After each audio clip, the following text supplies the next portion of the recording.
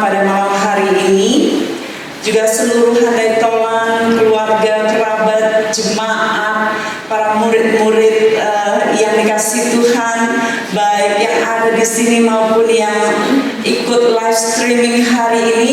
Saya atas nama Papi Pendeta Beni Kawocong, saya dengan adik saya Pendeta Dani, saya mengucapkan terima kasih atas kasih saudara, atas kepercayaan saudara terhadap gereja Tuhan di sini, yang sudah berpuluh-puluh tahun. Saudara-saudara banyak sekali yang setia, wajah-wajah lama, wajah setia, dan saya lihat saudara-saudara awet muda semua. Saya bersyukur untuk itu ya, saudara penuh dengan kemuliaan Tuhan. Hari ini saudara kita celebrate ya, kita merayakan ya, kita tidak menangisi. Saya harap sepanjang saya ngomong menyampaikan firman Tuhan di sini, saya tidak akan meneteskan air mata, karena saya harus yakin saudara dalam roh saya, walaupun dalam tubuh saya kadang-kadang masih nggak percaya gitu ya, bahwa Mami dipanggil Tuhan, bahwa Mami nggak lagi duduk di kursi paling depan sini ya. Mami itu saya sangat bersyukur Mami jadi encourager saya. Kalau saya khotbah, Mami dengerin baik-baik saudara. 1 jam, 1,5 jam pun Mami bergeming ya. Jadi saya bersyukur sekali saudara bahwa hari ini kita celebrate bersama, kita merayakan bersama. Saudara setuju kita merayakan ya? Kita merayakan kehidupan Mami yang sudah ada di surga, dan beliau kalau hari ini melihat saudara-saudara yang tetap setia, saudara yang hadir di sini dan bersama-sama merayakan, saya yakin beliau bersukacita dan berkati kita dalam doa. Amin. Tidak lupa juga hormat kasih saya kepada Papi.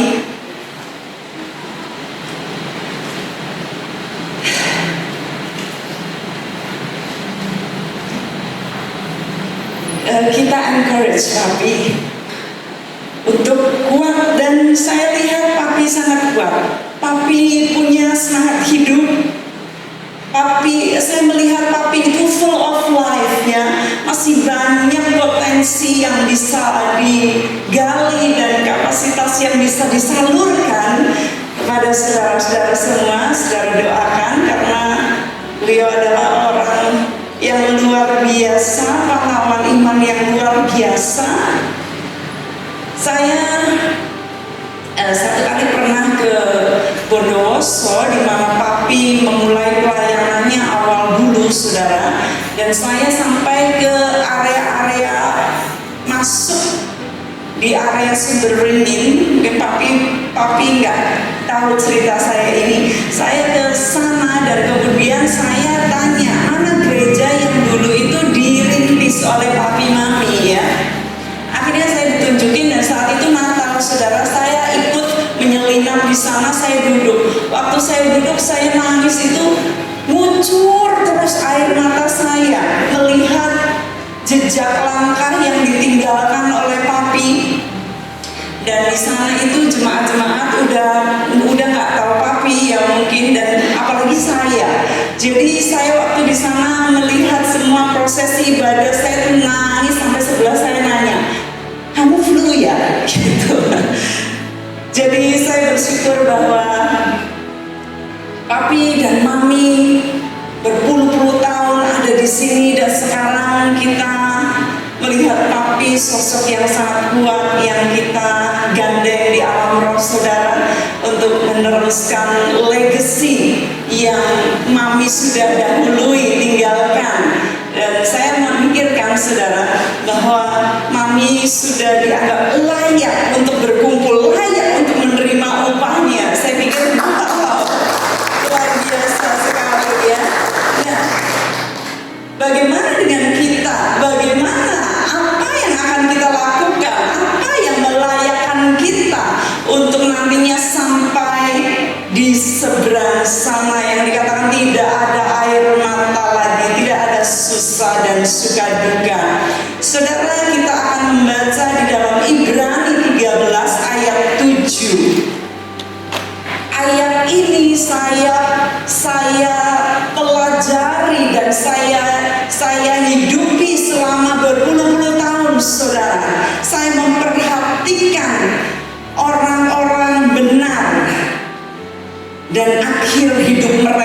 Jadi kalau saya menyampaikan, saya mengutip ayat ini malam hari ini bukan karena saya nyomot, tetapi saya tahu betul ini ayat dan ini ayat jadi pegangan dalam kehidupan saya hampir hari-hari selama puluhan tahun ya. Mari kita baca bersama-sama 2-3. Ingatlah akan pemimpin-pemimpin kamu yang telah menyampaikan firman Allah kepadamu. Perhatikanlah apa? Akhir hidup mereka dan contohlah iman mereka. Nah, di sini dikatakan bahwa kita itu harus memperhatikan akhir hidup orang-orang beriman. Saya mempelajari banyak sekali pahlawan-pahlawan iman, bagaimana mereka mengawali kehidupannya, lalu menjalani panggilan mereka sampai mereka mengakhiri hidup mereka. Saya sejak masih remaja, saudara, saya mempelajari ini. Saya sungguh-sungguh melihat, memperhatikan gimana sih mereka itu matinya, gimana sih sejarah mereka dan sebagainya. Dan itu saya senang sekali mempelajari itu. Ada yang saya senang karena bagus sejarah mereka, tetapi ada yang saya sedih karena ada yang akhir hidupnya yang mungkin kurang baik. Tetapi saya pun tidak bisa menghakimi sampai nanti tertuang di buku kehidupan di pengadilan tahta putih nanti. Ya, karena kita nggak ngerti, saudara. Saat ini kita hanya melihat kenampakan luarnya, orang hanya melihat apa yang terjadi saja, tetapi mereka tidak mengerti isi hati orang-orang tersebut. Tetapi kita bisa melihat atau menilik sedikit. Kita nggak mau menghakimi yang mungkin di mata kita itu adalah menurut ukuran manusia, tetapi kita mau melihat, memperhatikan, dikatakan di sini akhir hidup dari orang-orang benar, ya. Mereka-mereka yang menyampaikan firman Allah. Nah, mudah sekali sebenarnya untuk melihat bagaimana kehidupan mereka dan bagaimana mereka mengakhiri pertandingan kehidupan rohani mereka. Saya sangat-sangat amat bersyukur bahwa Mami itu pulang ke rumah Bapak dengan dikasihi begitu banyak orang. Kami berdoa tanpa kami tanpa planning, ya. Kami masing-masing berdoa supaya Mami nggak kena COVID. Nggak ada satupun orang-orang yang hadir di Malam Kembang maupun pemakaman yang kena COVID sehingga menjadi klaster baru. Kami sungguh-sungguh berdoa, dan waktu kami kumpul ternyata doanya sama kami saudara-saudara. Kami nggak mau itu terjadi, dan Tuhan begitu baik, ya. Tuhan mengaruniakan kebaikan dan begitu banyak orang yang datang di hari-hari itu sampai kepada pemakaman. Kita melihat bagaimana akhir hidup Mami. Bunga begitu melimpah di sini, melimpah di pinggir di jalan sepanjang gang sini sampai dibawa ke kuburan. Akhir hidupnya begitu dicintai. Begitu banyak orang memberi kesaksian-kesaksian yang baik tentang Mami. Dan Mami adalah orang-orang yang salah satu dari yang dikatakan di Daniel 12 ayat 3. Kita baca bersama-sama 2-3. Dan orang-orang bijaksana akan bercahaya seperti cahaya cakrawala, dan yang telah menuntun banyak orang kepada kebenaran seperti bintang-bintang tetap untuk selama-lamanya.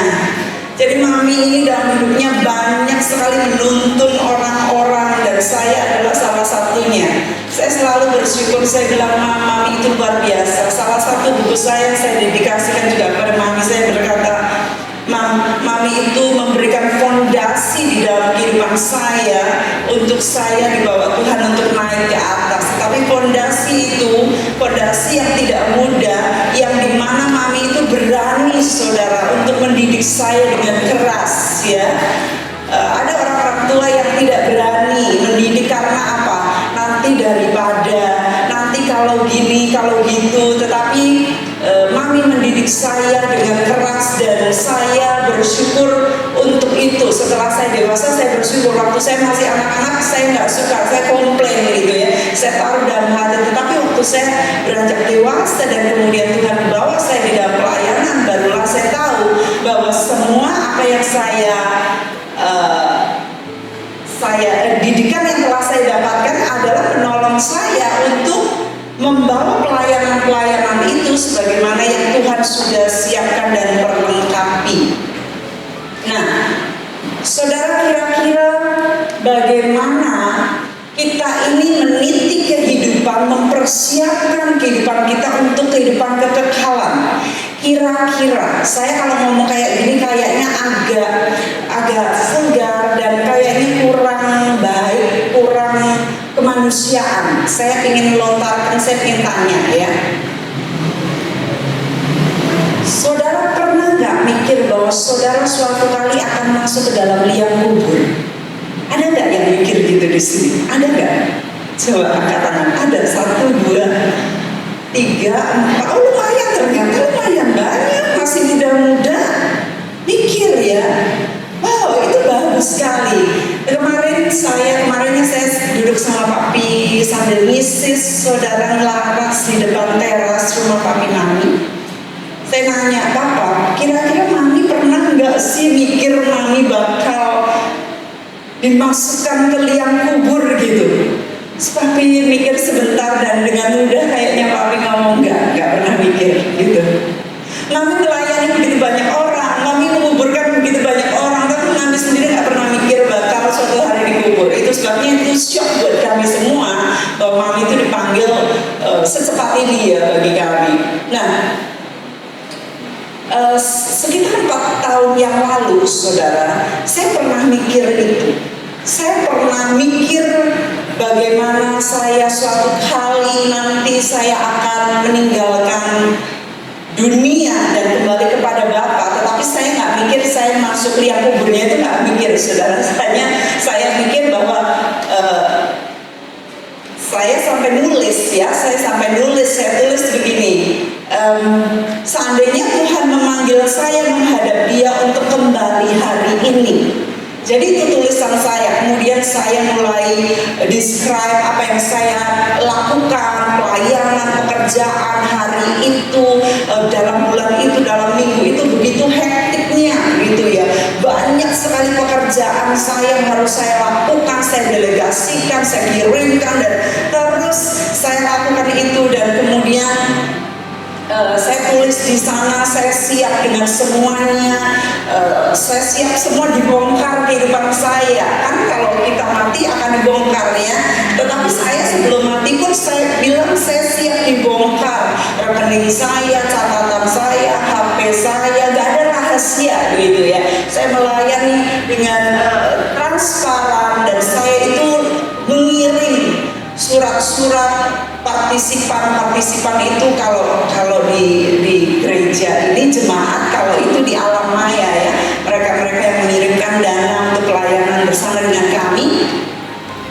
Saya ceritakan begitu semua jalur keuangan dan saya tidak pernah menyentuh keuangan itu gitu ya. Saya nggak ngambil itu uang dan saya ceritain semua. Saya nggak pernah ngambil kambing, lembu, domba seorang pun. Saya nggak pernah flirt lirik-lirikan sama suami orang gitu ya. Saya sangat jaga sekali kehidupan saya.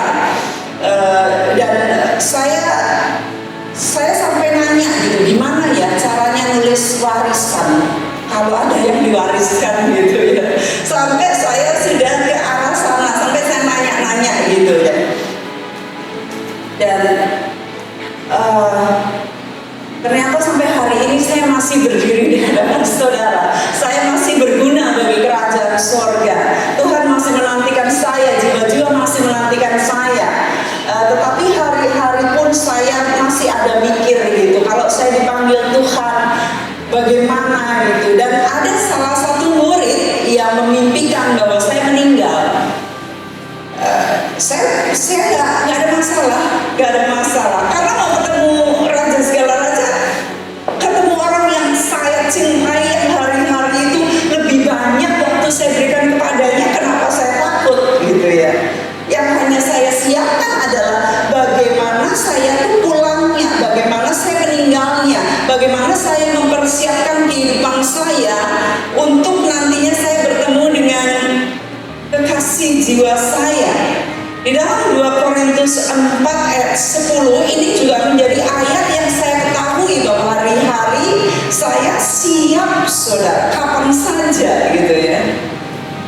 panggil saya. Karena nggak ada sama sekali yang saya gondeli, nggak ada yang saya pegangin di dunia ini, nggak ada, saudara. Nggak ada, apalagi kekayaan, nggak ada, apapun semuanya udah saya serahin sama Tuhan. Diri saya, masa depan saya, nggak ada masa depan, saudara. Saya nggak punya cita-cita, saya nggak punya keinginan pengen keluar negeri, pengen bisnis ini, nggak pengen. Saya hanya pengen itu nyenengin Tuhan full aja, saudara. Kemarin ada saudara saya waktu kumpul ini, kapan gitu, kapan apa, lucu sekali gitu bagi saya. Itu pertanyaan yang lucu ya, karena saya nggak ada keinginan, nggak ada.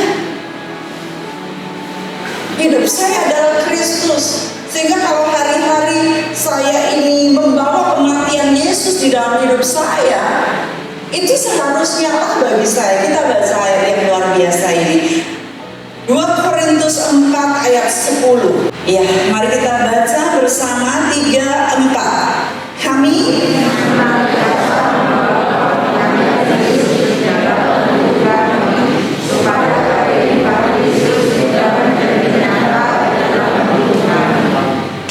dikatakan bahwa kami senantiasa itu nggak cuma sehari, ya 2 hari, tetapi selalu kita senantiasa harus membawa kematian Yesus itu di dalam tubuh kita, saudara. Banyak orang pingin hidup, ya, mereka pingin sedemikiannya hidup, tetapi mereka lupa bagaimana kalau mereka itu seharusnya membawa kematian Yesus di dalam dirinya, sehingga pada waktu Yesus memanggil mereka sudah siap. Saya belajar untuk siap, saudara. Sejak 4 tahun yang lalu saya menulis mengenai bagaimana seandainya Tuhan panggil saya hari ini. Mulai saat itu saya mulai memikirkan bagaimana persiapan saya dan apa yang akan saya bawa di sorga.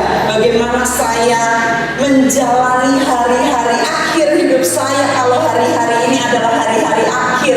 Bagaimana saya mempersiapkan untuk kekekalan. Bagaimana kalau seandainya besok Tuhan panggil saya? Jadi kira-kira gini pertanyaannya, gimana kalau kita ini mempersiapkan kematian kita sendiri, gitu ya? Gimana kita mempersiapkan kematian kita sendiri? Nah, saya akan memberikan contoh-contoh akhir hidup orang-orang yang dalam firman Tuhan, saudara, supaya kita secara singkat kita belajar kehidupan mereka. Ada yang kita skip, kita nggak boleh ikutin, tetapi ada yang harus kita pelajari dari kehidupan mereka. Yang pertama, ada perbedaan yang sangat tipis, saudara, tipis sekali. Perbedaan ini hanya dalam kata-kata, dan kata-kata ini gak sampai 10 kata, tetapi memisahkan mereka antara neraka dan surga. Waktu saya membaca ini begitu ngerinya kita punya kata-kata. Kita akan baca, kita tahu, tetapi waktu saya ngomong gini mungkin saudara belum pikir, tapi nanti kalau saudara lihat ayatnya, saudara akan tahu. Lukas 23 ayat 39 sampai yang ke-43. Di sana ada kisah mengenai 2 penjahat yang ada di sebelah kanan dan kiri Yesus. Ya, penjahat ini digantung karena mereka kriminal. Ya, makanya Yesus digantung di sana. Dia termasuk kriminal, termasuk penjahat, saudara. Dia dalam hitungan penjahat oleh orang dunia, padahal Yesus juru selamat, ya. Nah, kalau saudara baca di sana dikatakan seorang dari penjahat yang digantung itu menghujat, ya, menghujat dia, katanya, bukankah engkau, saudara coba hitung berapa kata itu? Bukankah engkau adalah Kristus? Selamatkanlah dirimu dan kami.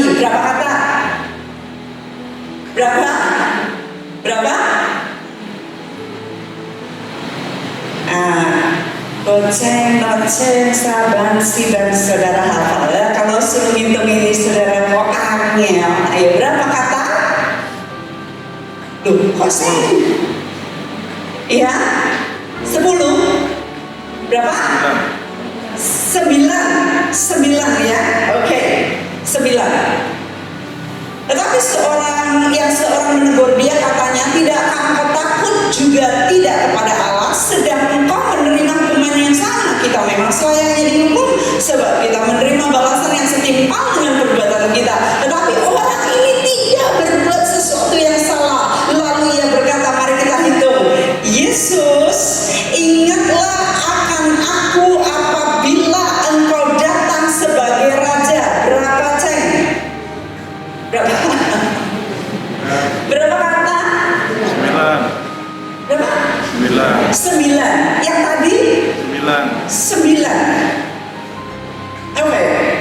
Jadi nggak sampai 10 kata membedakan mereka. Dan Yesus berkata, aku berkata kepadamu, sesungguhnya hari ini juga engkau akan ada bersama-sama dengan aku di dalam Firdaus. Saudara, ternyata betapa mengerikannya mulut dan hati seseorang ya, jika tidak dijaga. Ingin melampiaskan aja emosinya, ingin ngatain orang seenaknya. Betapa mudahnya mengeluarkan kata-kata, gak sampai 10 memisahkan mereka antara surga sama neraka.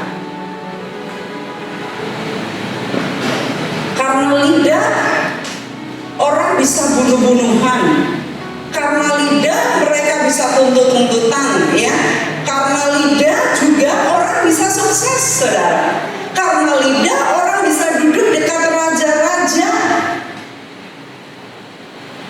karena lidah orang bisa masuk surga atau neraka. Ini sama-sama posisinya, mereka ada di salib saudara. 9 kata banding 9 kata, tetapi beda kata memisahkan mereka selama-lamanya. Waktu saya baca ini ngeri betul. Benar juga kata firman bahwa hidup dan mati dikuasai lidah. Siapa suka mengemakannya akan memakan buahnya. Itu yang saya pelajari tentang kematian saudara. Ternyata kematian itu bisa ditentukan oleh lidah dan kata-kata kita yang begitu nampaknya gak ada apa-apanya, nampaknya cuma keluarin aja unek-uneknya, ngelontarin aja, tetapi ternyata memisahkan mereka selama-lamanya. Ouch. Mari kita baca saudara di dalam 2 Tawarik 21. Di dalam kisah ini ada sebab akibat.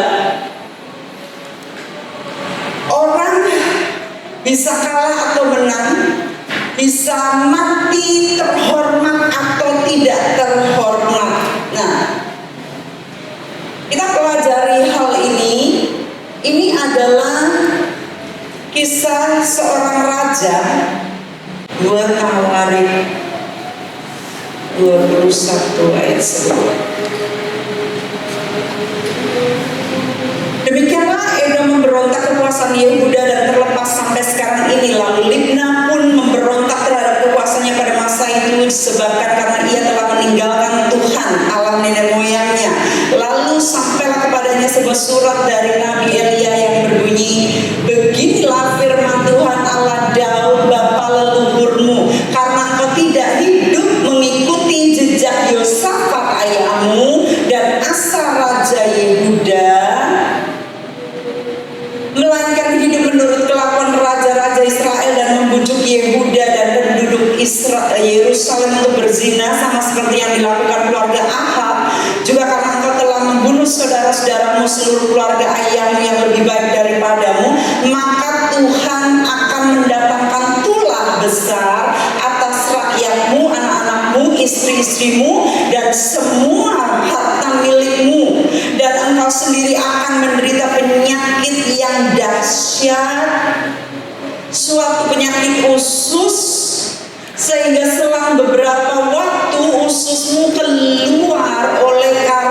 penyakit itu.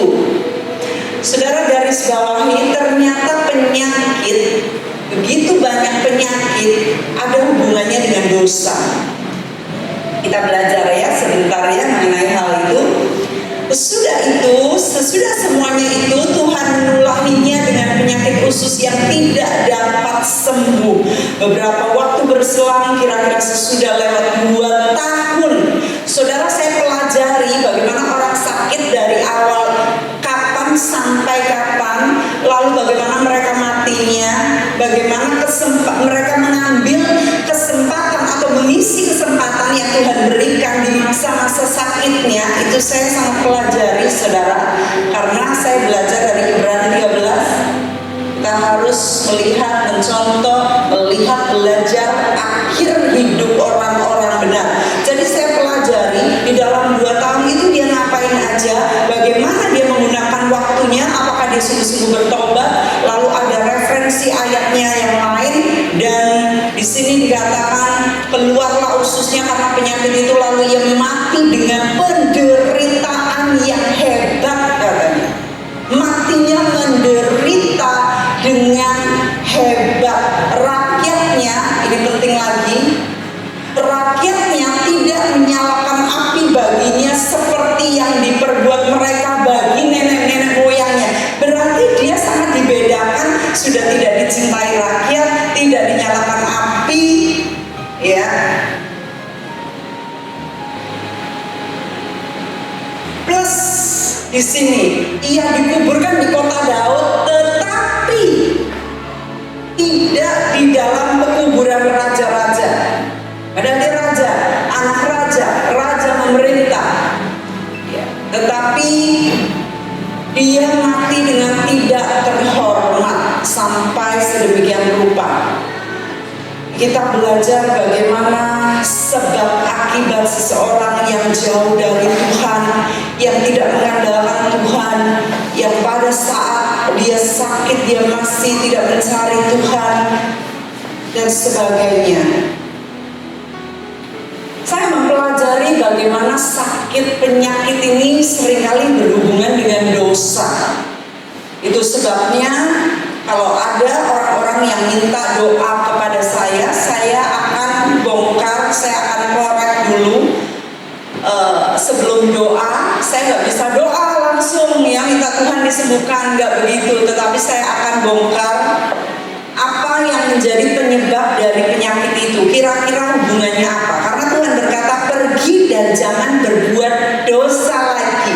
Tuhan sembuhkan orang-orang dan dia selalu berkata demikian, pergi dan jangan berbuat dosa lagi, ya. Kita akan baca hal-hal tersebut. Saya akan ceritakan kepada saudara bagaimana kalau orang-orang minta tolong untuk dilepaskan dari ikatan-ikatan, dari roh-roh, dari penyakit-penyakit dan sebagainya. Kalau mereka masih ngumpetin dosa mereka nggak mau ngaku, saudara, ya. Mereka nggak mau ngaku. Mereka minta tolong kepada saya untuk didoakan dan dilepaskan, tapi mereka nggak mau ngaku, saudara. Maka itu juga nggak bisa. Karena mereka masih nyimpen itu, mereka masih gondeli, mereka masih mempertahankan, sehingga nggak bisa. Karena apa? Iblis punya hak legal untuk bertahan di sana. Roh-roh punya hak legal untuk bertahan di sana. Roh-roh itu akan bilang gini, orangnya aja masih ngumpetin, orangnya aja nggak mau, kenapa kamu usir-usir? Ya. Itu sebabnya mari kita baca di dalam Yakobus 5:14-16. Saudara siap baca? 2-3. Kalau ada seorang di antara kami yang sakit, baiklah yang memanggil para penatua jemaat, supaya mereka mendoakan dia serta mengolesnya dengan minyak dalam nama Tuhan. Dan jika lahir dari iman akan menyelamatkan orang sakit itu, dan Tuhan akan menanggunkan dia. Dan jika ia telah berbuat dosa, maka dosanya itu akan diampuni. Karena itu hendaklah kamu saling mengaku dosamu dan saling mendoakan supaya kamu sembuh. Jadi untuk kesembuhan dibutuhkan pengakuan dosa. Ya, Kemarin saya mendapatkan kesempatan untuk duduk dengan papi berdua. Saya ngaku dosa-dosa saya. Tuhan rupanya ingatkan saudara. Ingatkan itu baru 2 hari yang lalu Tuhan ingatkan. Dan saya nanya sama papi ingat nggak? Papi nggak ingat gitu. Papi nggak tahu ya. Itu dosa saya terhadap papi gitu, kesalahan saya ya. Yang mana itu masih kecil. Dan saya minta ampun sama papi, saya minta ampun juga atas dosa saya yang kepada mami yang belum saya konfeskan, dan saya minta ditumpangi tangan, diampuni, dirilis. Saya bersyukur sekali untuk itu. Seringkali kita gengsi, kita megangin kesalahan-kesalahan kita, dan kita nggak tahu ternyata ada penyakit yang menggerogoti kita karena itu mencengkeram saudara. Di dalam roh kita, di dalam jiwa kita, sehingga itu termanifestasi di dalam tubuh kita. Banyak orang nggak tahu bahwa hubungannya sangat erat antara dosa dengan penyakit-penyakit. Walaupun sebenarnya secara naluri ya, selalu orang itu connect gitu. Misalnya ada sesuatu, aku kenapa ya, aku salah apa ya, gitu nggak sih, gitu kan ya. Jadi tetapi kalau kita tidak mau mengakui hal itu, kalau kita membiarkan hal itu berlalu, maka kita akan tergerogoti dengan penyakit-penyakit. Saya pernah baca ya pengalaman seseorang yang dibawa Tuhan untuk dibukakan matanya untuk melihat kejadian-kejadian di masa Tuhan Yesus. Ini luar biasa kisahnya. Saudara tahu itu anak yang bawa 5 roti 2 ikan, ya, kisah itu. Ternyata itu anak disembuhkan Tuhan dari kelumpuhan. Disembuhkan dari lumpuh, kemudian dia suka ikut Tuhan Yesus KKR di mana-mana.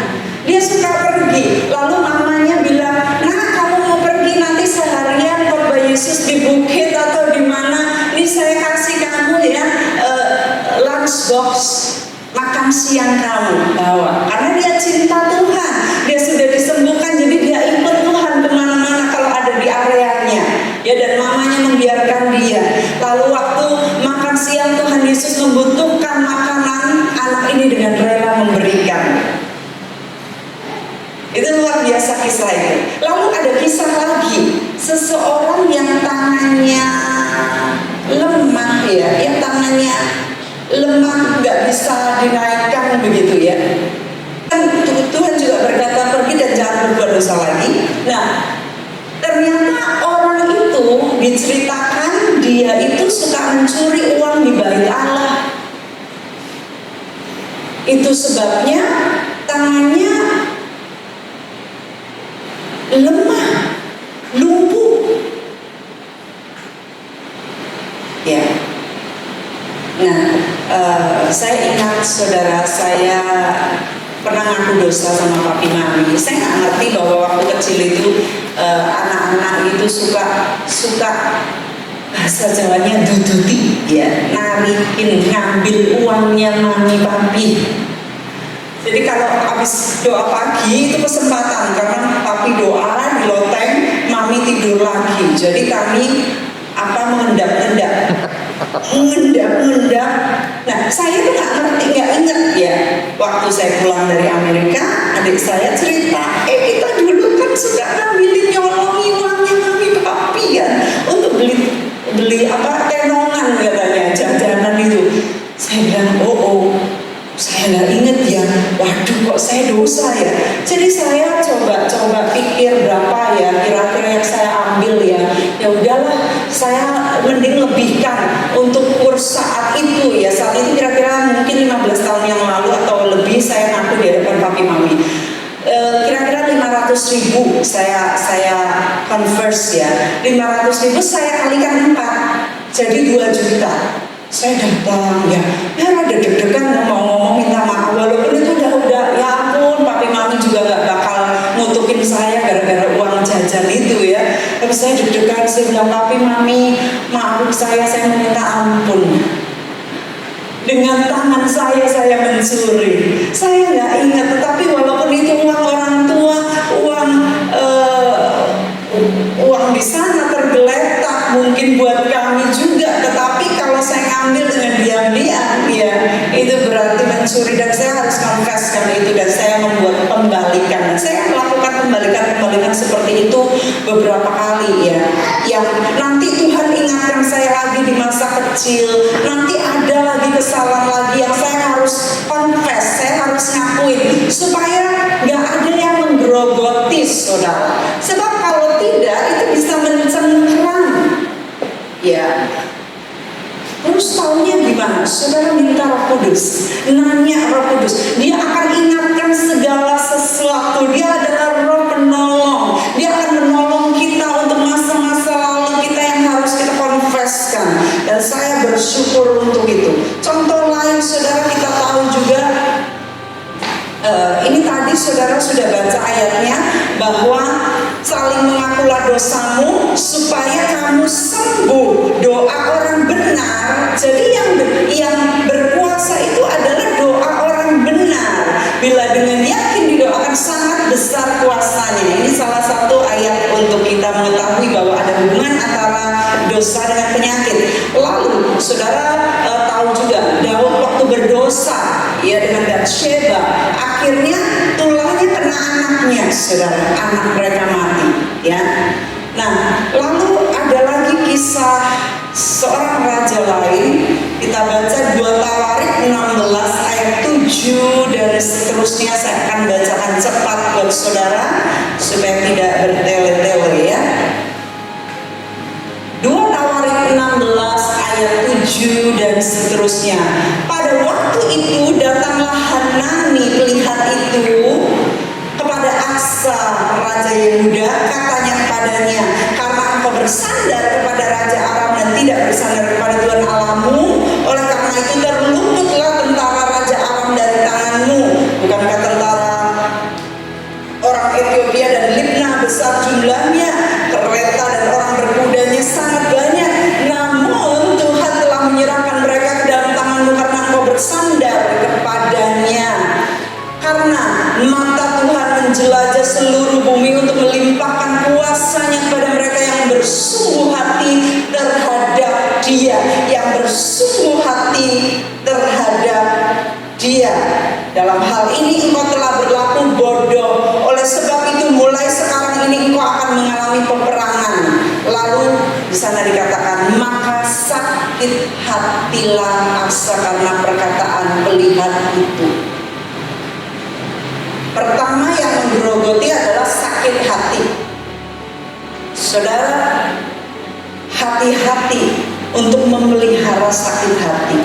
Sakit hati ini sangat menggerogoti, namanya sakit, ya. Itu ada penyakit, kan? Hatinya ada penyakit. Lalu dibiarkan yang anak sakit hati lagi, lebih sakit hati lagi, lebih jengkel lagi, lama-lama itu bisa borokan, bisa manahan, bisa jamuran, bisa macam-macam, saudara, bisa makin lebar dan sebagainya. Sakit hatilah Asa karena perkataan pelihat itu, sehingga ia memasukkannya ke dalam penjara, sebab memang ia sangat marah terhadap dia karena perkara itu. Pada waktu itu Asa menganiaya juga beberapa orang dari rakyat. Pada tahun ke-39 pemerintahannya, Asa menderita sakit pada kakinya yang kemudian menjadi semakin parah. Kita belajar ini, semakin parah. Kalau nggak diberesin, yang ada di hati, yang ada manifestasi di tubuh, semakin parah.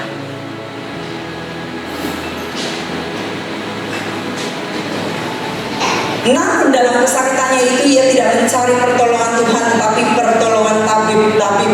Kemudian Asa mendapat perhentian bersama-sama nenek moyangnya. Ia mati pada tahun ke-41. Yang tadi umur berapa, saudara? Pemerintahannya keberapa dia? 29. Yang tadi 39. Jadi ada rentang waktu 2 tahun. Tuhan itu Tuhan yang penuh kasih, khotbah, dia memberikan waktu kelegaan, kerenggangan, pertobatan bagi kita-kita. Jadi saudara, seringkali penyakit itu adalah anugerah bagi kita untuk kita nanya sama Tuhan. Saat kita tergeletak di atas ranjang kita, kita nggak bisa kemana-mana. Yang bisa kita pandang adalah ke atas, ke Tuhan. Kita nanya, Tuhan, what's wrong with me? What's wrong with this? Ya, kenapa kok saya sampai begini? Nah, kalau saudara nanyanya itu kenapa? Tuhan, saya ingin mengerti, saya ingin belajar. Tapi kalau saudara begini, lagi nanya, lagi lihat ke atas, saudara acungin kepala, saudara, Tuhan kenapa sih kok Tuhan bikin saya begini? Tuhan gak akan jawab. Ya, menjawab, Tuhan akan menjawab saat kita sudah siap, saat kita sudah remuk. Sebab kalau Tuhan jawab, itu adalah koreksi. Kalau dikoreksi masih gak siap, ngempal gini, Tuhan gak akan bicara, saudara. Tuhan hanya akan bicara saat seseorang itu sudah broken, sudah remuk hatinya, siap diapain aja, nyerah, dan akhirnya Tuhan akan bicara dengan lemah lembut.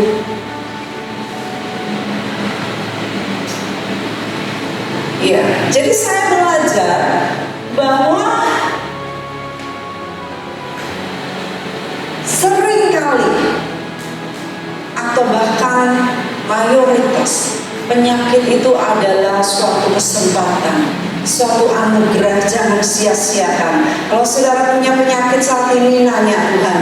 Kalau saudara sudah tahu penyebabnya, bertobatlah. Kalau saudara harus ketemu orangnya, mintalah ampun. Saudara berlututlah supaya mereka rilis saudara, blessing kepada saudara. Sebab kalau tidak akan tertahan sakit-sakit dan yang menyebabkan sakit diri saudara sendiri. Saudara nggak bisa ngomongin gara-gara dia saya begini. No, nggak bisa.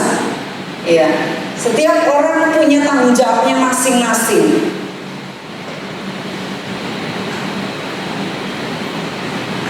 Nah, raja ini gak diceritain di dalam rentang 2 tahunnya, tetapi saya pelajari akhir hidupnya.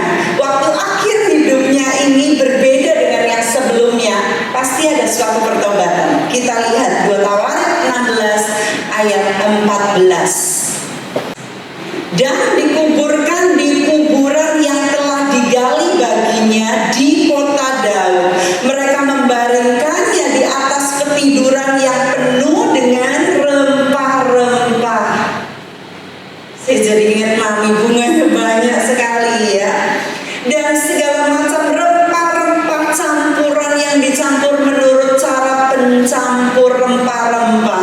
Lalu menyalakan api yang sangat besar untuk menghormatinya. Indah sekali ini akhir hidupnya. Jadi kita bisa melihat akhir hidupnya bagaimana orang ternyata masih menghormati dia, memberikan dia rempah yang begitu banyak, walaupun dia itu pada saat akhir-akhirnya itu demikian, dia masih cari tabib-tabib, penyakitnya sampai sedemikian rupa dan sebagainya, tetapi ternyata masih ada orang-orang begitu mencintai dia. Oh, puji Tuhan. Ya, ada raja lain lagi saudara yang akhir hidupnya sangat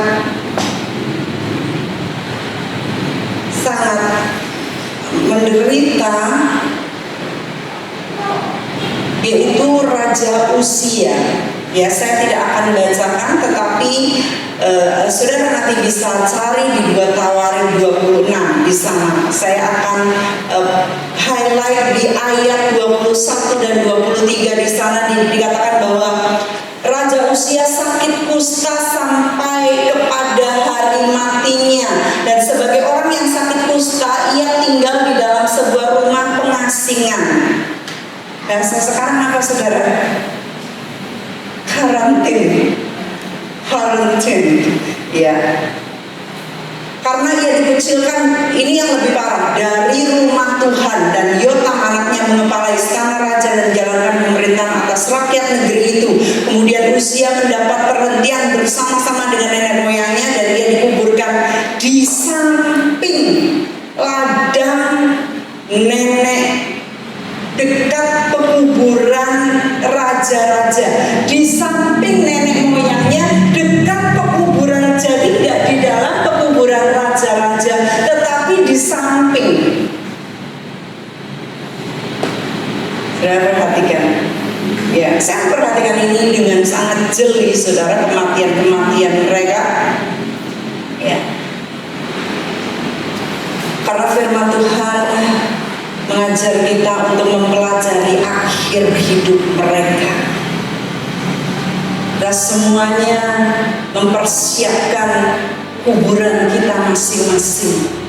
Bagaimana nanti akhir hidup kita, bagaimana orang melihat kita, bagaimana mereka menghargai kita, walaupun tentunya kita tidak mengharapkan penghargaan, saudara. Itu harusnya sudah gak ada lagi dalam hati kita keinginan-keinginan seperti itu.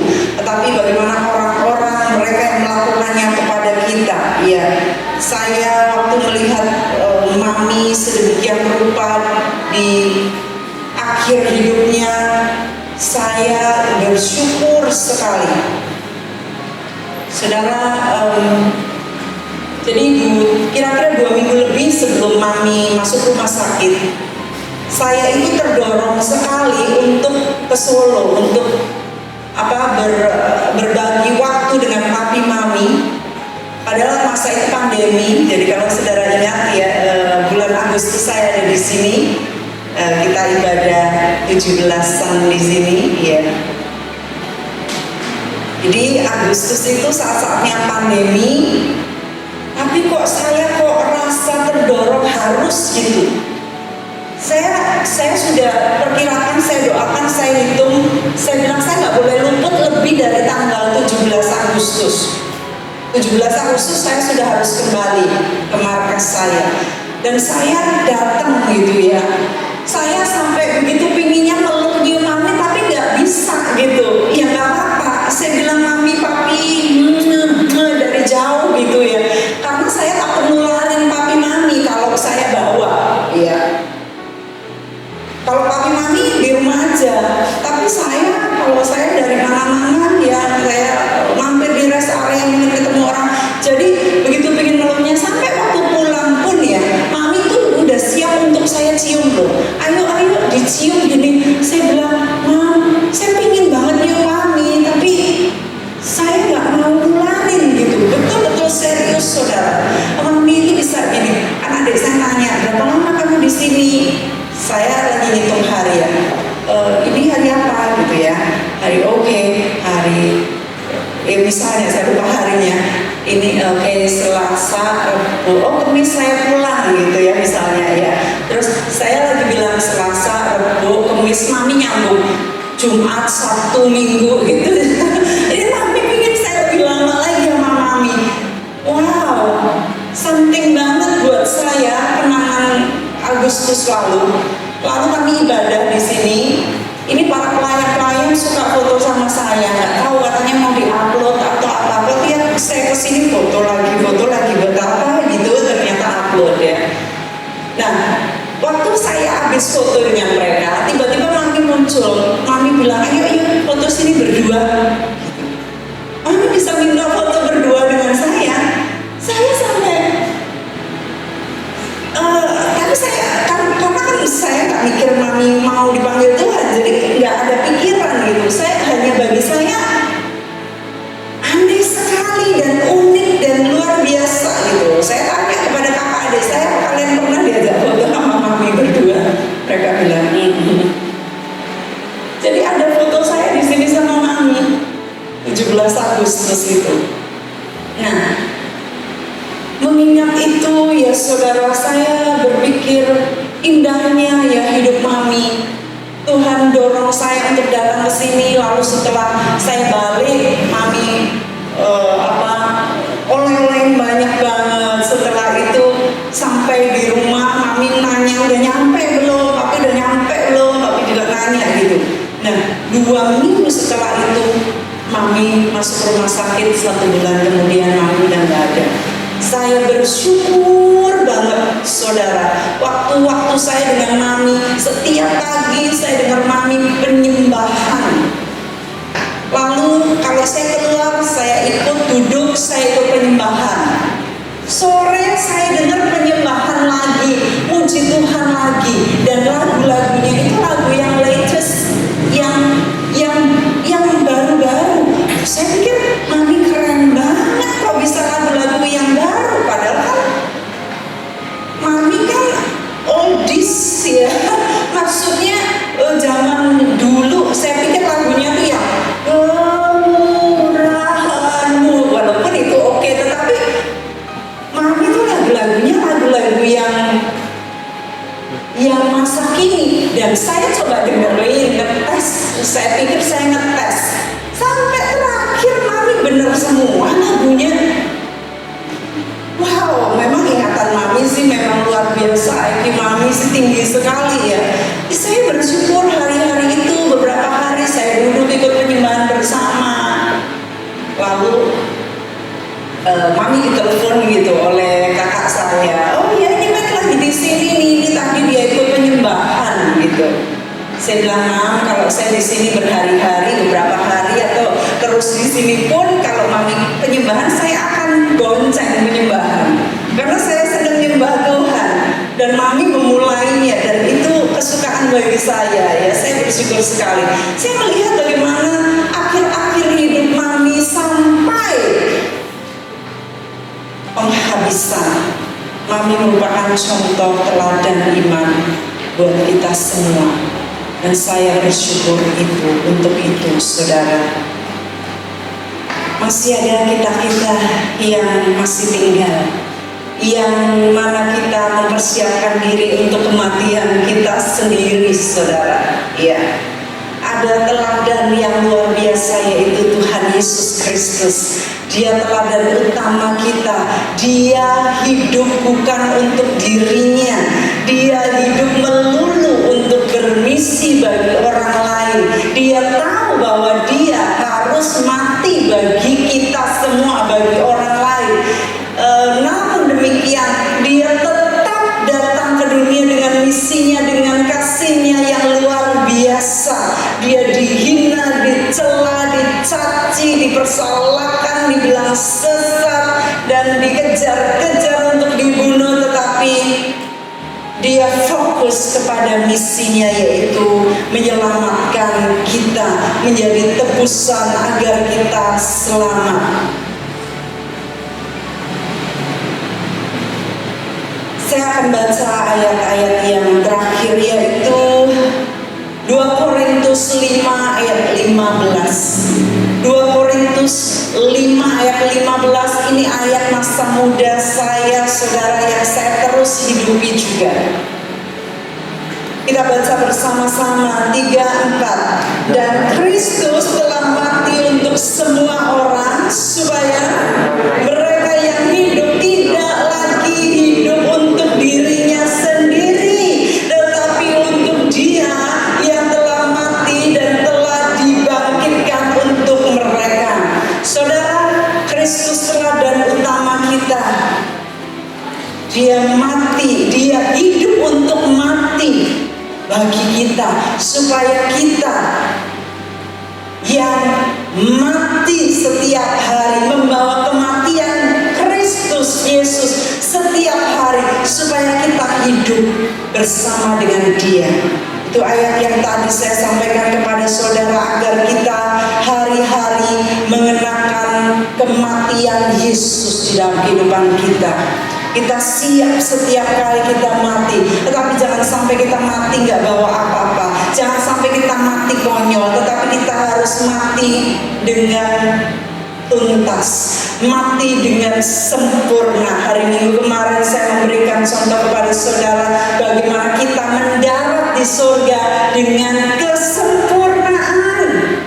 Iya, tidak hanya di surga, anak-anak muda yang datang kepada Yesus, bagaimana Tuhan caranya supaya saya bisa sampai ke surga, memperoleh kerajaan surga, masuk dalam kerajaan surga. Yesus berkata, kalau kamu mau menjadi sempurna, Tuhan ngasih kita, Tuhan nawarin kepada kita. Kita mau masuk dengan tidak sempurna, dengan setengah sempurna, ya, atau kita mau dengan sempurna. Itu terserah buat kita masing-masing.